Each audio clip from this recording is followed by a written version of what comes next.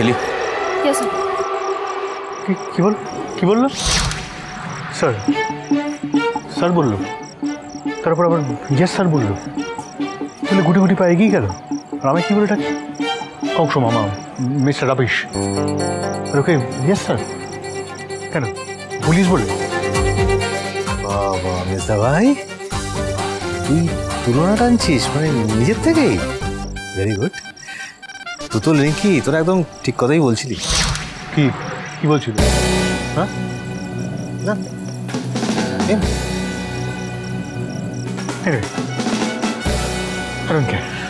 আমি খুব টায়ার্ড, আমি ঘরে যাচ্ছি। এই মেজদা ভাই, তুই ঘরে যেতে পারবি? কেন পারবো না? কেন?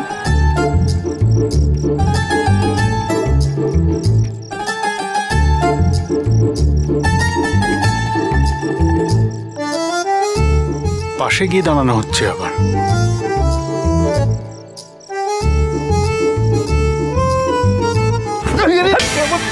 কাকে দেখতে দেখতে যাচ্ছিস? হ্যাঁ, কাকে দেখারই বা কি আছে? কাকে দেখবো? চলো তো।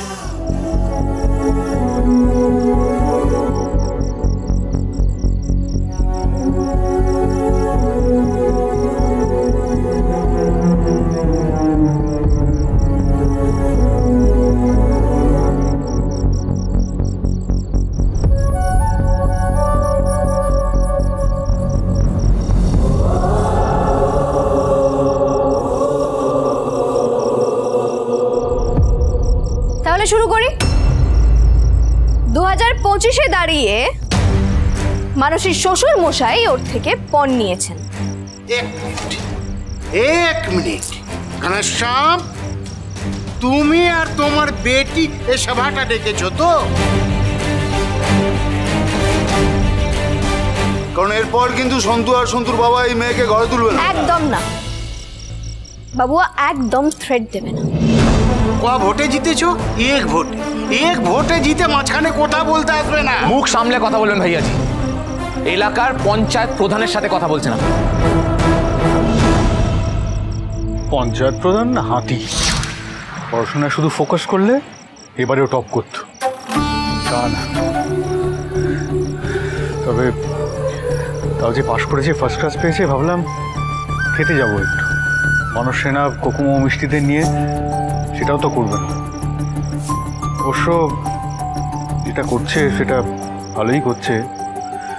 এই মেয়েটাকে জাস্টিস দেওয়ার চেষ্টা করছে। তাহলে এইভাবে ওই পুলিশের সাথে বাইকে করে ইন্ডিপেন্ডেন্ট হতে আমি শেখাচ্ছিলাম, এভাবে ডিপেন্ডেন্ট হতে না। রাবিশ। পণ নেওয়া দণ্ডনীয় অপরাধ। আর মানসীর বাবার থেকে ওর শ্বশুর মশাই পণ নিয়েছে।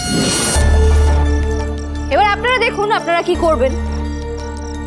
মানসীকে মেনে নেবেন নাকি শাস্তি? শ্বশুর মশাই, এটা আমি আপনার আর আপনার ছেলের ওপর ছাড়লাম, আপনারা ডিসাইড করুন। ঘনশ্যাম, তুমি নিজে আমাকে বলেছিলে তুমি স্বেচ্ছায় দিচ্ছ, বলোনি? কথার খেলাপ হয়েছে তাই আমরা মেয়েকে ফেরত পাঠিয়ে দিচ্ছি, ব্যাস। এখানে পণের কথা আসছে কোত্থেকে? আমাকে 10টা দিন সময় দিন, আমি সব জোগাড় করে নেবো। একদম না ঘনশ্যাম কাউ, তুমি কোনো টাকার জোগাড় করবে না। নগদ 3 লাখ টাকা। টাকা কি গাছে ফলে নাকি? ঝিল্লি, এদিকে শোন, শোন এদিকে। তুই জানিস না এই এলাকার এটাই নিয়ম। শোন, আমরা মুখে পণ বলি না ঠিকই, কিন্তু যুগ যুগ ধরে এই নিয়মে চলে এসেছে। এই কথা ঠিক যে এই বাড়ির তোর ছোটকা জেঠু এরা একটু অন্য ধাতুতে গড়াই যা, কিন্তু এটা এখানকার নিয়ম রে। আমি এই বিচার সভা চাই না, আপনারা মেয়েটাকে ফিরিয়ে নিন।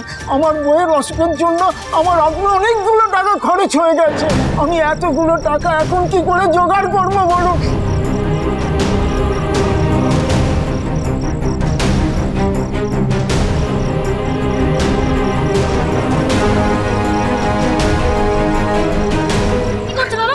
একদম পায়ে পড়বে না, এসো এদিকে এসো বলছি। একদম পায়ে পড়বে না, একদম পায়ে পড়বে না।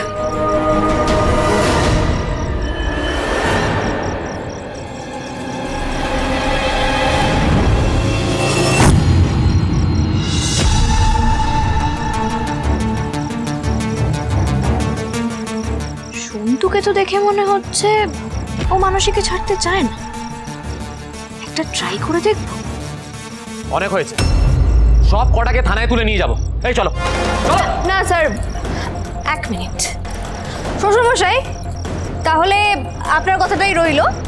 আপনার ছেলেকে বলুন যে বিয়েতে ঘনশ্যাম কাকা আপনার ছেলেকে যে চেন, বাইক যা যা দিয়েছে সেগুলো যেন ফেরত দিয়ে দেয়, কারণ ঘনশ্যাম কাকা বা ওনার মেয়ে কেউই এই বিয়েটা রাখতে চাইছে না।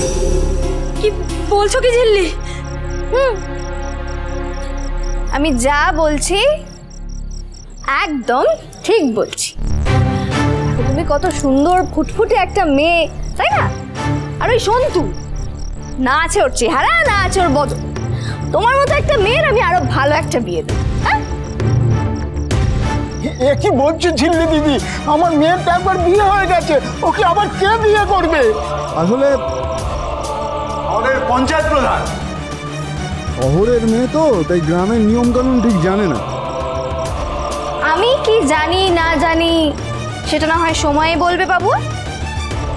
ঘনশ্যাম কাকা, তুমি ওনাদেরকে জানিয়ে দাও যে এই বিয়েটা তুমি রাখতে চাও না, আর আমি তোমায় কথা দিচ্ছি আমি তোমার মেয়ের বিয়ে দেবো। আর আজ এখানেই তোমার মেয়ের বিয়ের পাকা কথা হবে। কি বলে এটা ফ্রিজ করে যাচ্ছে না?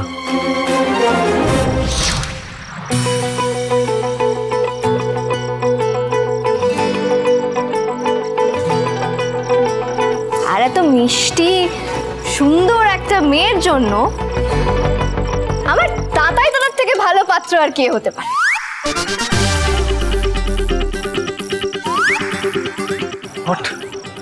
তুমি রাজি তো তাতাই দাদা? এই ঝিল্লি, সব কথা কি বলছো? হ্যাঁ, তাতাই বিয়ে কি? ঝিল্লি ঝিল্লি, এই কাজ করিস না তুই। ওরে অঞ্জুর মাথায় আগুন লেগে যাবে, আর সেই আগুনে আমাদেরকে ছাড়খাড় করে দেবে। কি বলছো? একটা কিছু রিজলভ করতে গিয়ে আরেকটা ঝামেলা পাকাবে। মৌনতা সম্মতির লক্ষ্য। তাতে দাদা চুপ করে আছে, তার মানে দাদা দাদা এই বিয়েতে রাজি। আজ থেকে তো দেখছি না আমি।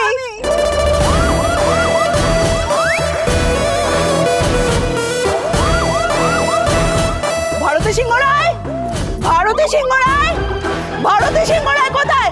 কোথায় ভারতী সিংহ রায়? ভারতী সিংহ রায় কোথায়? ঋষি, ডাক ভারতী সিংহ রায়কে। আমি উত্তর চাই, ভারতী সিংহ রায় থেকে সমস্ত প্রশ্নের উত্তর চাই। আমার কোথায়? ডাক এখানে। বাবারে বাবারে বাবা, যেখানে বাঘের ভয় সেখানেই সন্ধে হয়। আরে ঠাকুরজি শোনো। শুনি, আমার ছেলে মেয়ে দুটোকে বাপের বাড়িতে আমি এই জন্য রেখে গেছিলাম না? ঋষি, ডাক ঠাম্মিকে, তোর ঠাম্মিকে ভারতী সিংহ রায়কে ডাক এখানে। আমি উত্তর চাই এগুলোর। আমার ছেলেটা চুল উড়ে গেল, এখন বউ জুড়ে যাচ্ছে। ইয়ার কি হচ্ছে এগুলো? এগুলো ইয়ার কি হচ্ছে? হ্যাঁ কি গো, ইয়ার কি হচ্ছে? সময় তোমার জন্য এগুলো সহ্য করতে হবে। ঝিল্লি শোনো, তুমি থামো প্লিজ। না মিস্টার সিংহ রায়, কথা আর গুলি একবার বেরিয়ে গেলে আর আটকানো যায়। কথা আর গুলি, নিজের সাথে আবার জোড়া হচ্ছে ওই এসপি অমিতকে। এই কি ভেবেছো তুমি নিজেকে? কি ভেবেছো তুমি? বাড়ির সকলে সর্বনাশ করে দিচ্ছ, তুমি বুঝতে পারছো? তোমরা বুঝতে পারছো সেটা? হ্যাঁ, চুপ করো। লিচুটার কপাল পড়ো, এবার তাতাইয়েরও কপাল পোড়াতে যাচ্ছ। তুমি বাড়ির সকলের কপাল না পোড়ানো অব্দি তোমার শান্তি হবে না, ঝিল্লি। ভাগ্যে করে আমি ভাগ্যে ছিলাম, ছোট্টা আমি আজকে ভাগ্যে ছিলাম। আমার ফোনটা সকাল থেকে কুটাচ্ছিল। তুমি ভেবেছো কি ভেবেছো? তুমি তাতাইয়ের বিয়ে দেবে? তুমি তাতাইয়ের মা না আমি তাতাইয়ের মা? তাতাইয়ের বিয়ে দেওয়ার ডিসিশন তুমি নেবে? তুমি কে তুমি? বড় বড় কথা বিয়ে করবে? চল এখান থেকে, চল। না ঝিলির পিসি, একবার যখন আমি বলে ফেলেছি যে দাদাই দাদার বিয়ে আমি দেবো, তখন তুমি বিয়ে দিয়েই ছাড়ো। বিয়ে করতে হবে। এই কোনো বিয়ে হবে না, চল। না বিয়ে তো তুমি হাত এই হাত কিসে? চল। এই দাদা দাদা, যখন আমি একবার বলেছি তখন বিয়ে তো তখন দিয়েই ছাড়ো। এর চেয়ে থানায় নিয়ে গেলে সহজ হতো। এটাই তো চাইছেন না ঝিল্লি চৌধুরী, আপনি চলে যাবেন, সেটা তোর পছন্দ হচ্ছে না, তাই না?